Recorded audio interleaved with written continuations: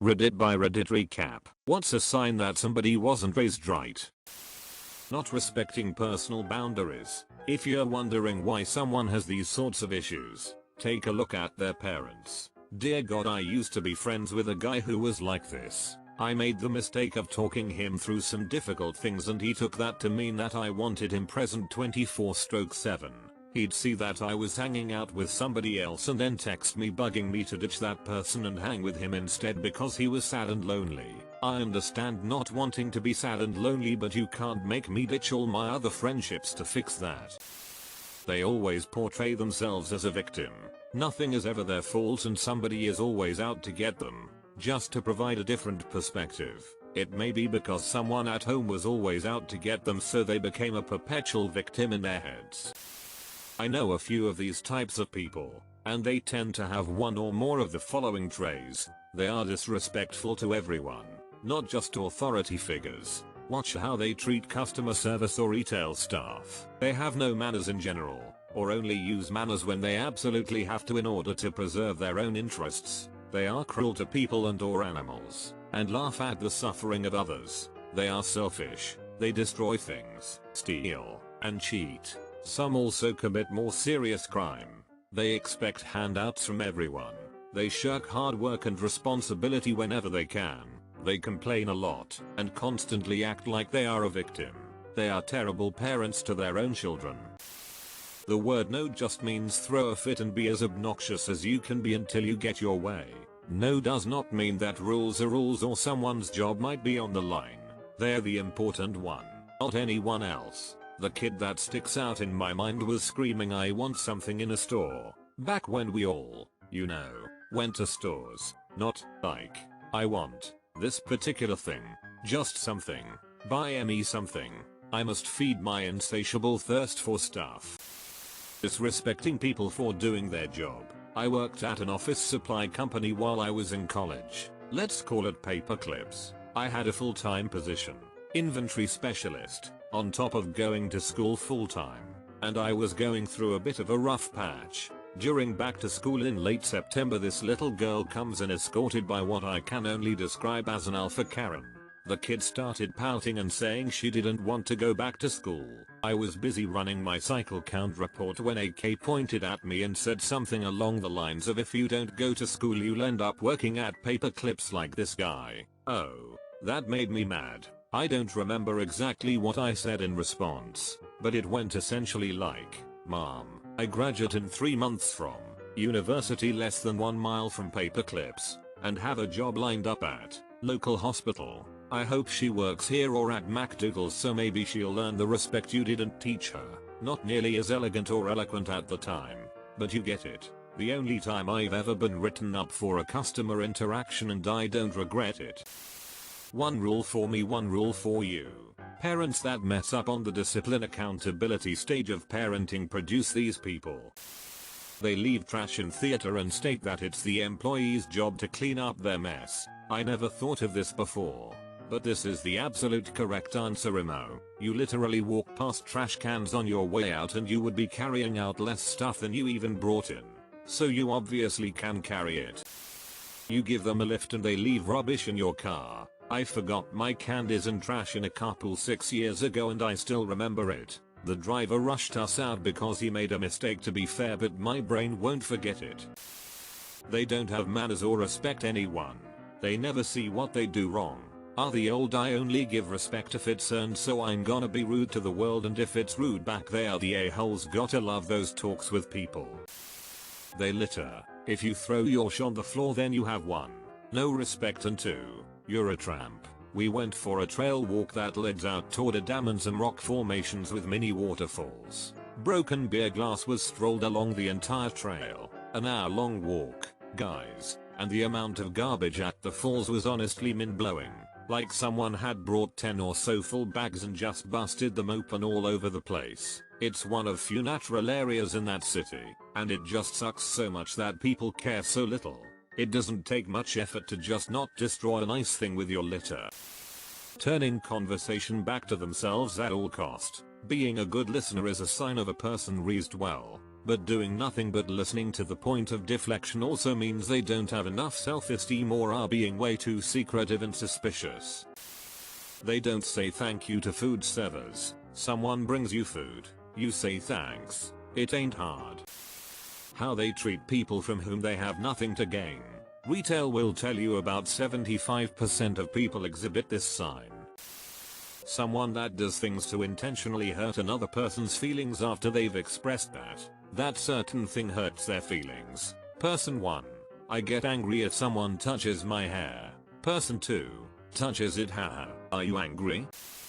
Who are the guys who spit out their chewing gum into urinals? I see this all the time at work and I work in a high-end corporate place. Do they think it dissolves and goes down the pipe? The janitor has to pick that out. I had a guy take a dump on the floor in the bathroom at my work, then apologize because I was working the shift, not my co-worker he hated. People are effing weird, dude. I'd say on the other end of the spectrum, if someone is anxious about simple social interactions, like sharing their opinions, this is a big indicator that somebody's parents' temper had a hair trigger. Yup, I had severe social anxiety for a while, had no confidence to do anything on my own, and was very reclusive and never asked my parents for everything because my dad would explode at anything and everything and rarely say yes to anything. I tried getting around it by asking my mother because she was kind, but she had a habit of saying ask your father, which instantly made me give up. I had no motivation and no confidence. Luckily things have changed for the better, but it has taken a hell of a lot of work that wouldn't have been needed had my father just been kind when I was younger. Lack of personal accountability. They can never admit wrongdoing on their part. It's always someone else's fault. Yes, totally. And it's often because immature parents don't realize they should model this behavior by apologizing to their children when they, parent, do something wrong. When you don't respect your kids, they can become disrespectful dicks. When my oldest was 2-3, I apologized to him about something. I don't remember what now, in public. What I do remember is the awful woman I walked away from who was scolding me about how parents should never give away their power by apologizing to children. Now, teachers and myself always believe my kid. Why? 'Cause he always owns up to stuff and apologizes.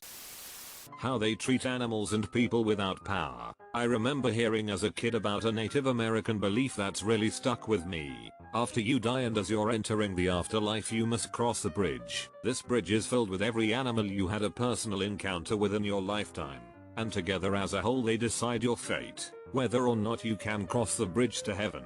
This was the first and only time I've heard of your fate being decided by animals. They don't take responsibility for their actions, or worse, they want you to take responsibility for their actions. They whistle, snap their fingers, or make that PS sound to get their server's attention in a restaurant. I snapped my fingers to get a teacher's attention once in middle school. She barked at me something fierce. I learned my lesson. They never say please or thank you. My parents were super sticklers for rules and manners growing up, but they never say please or thank you in restaurants. It is so embarrassing eating out with them.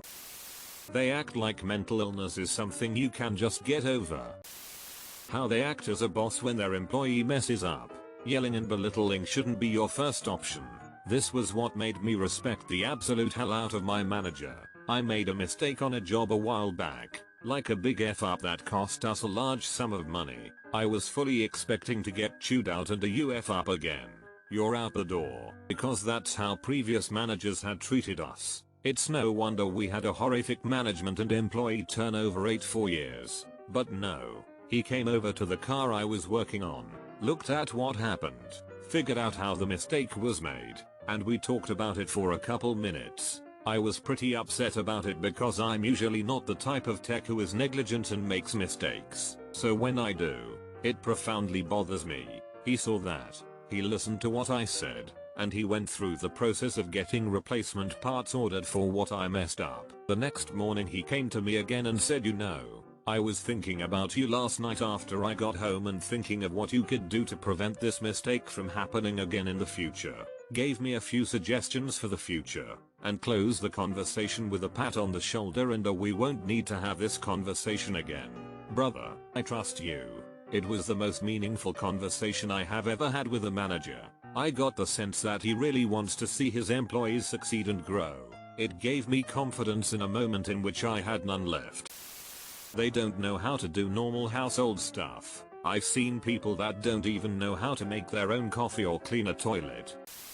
They don't actually listen to what you're saying, are just trying to formulate a response.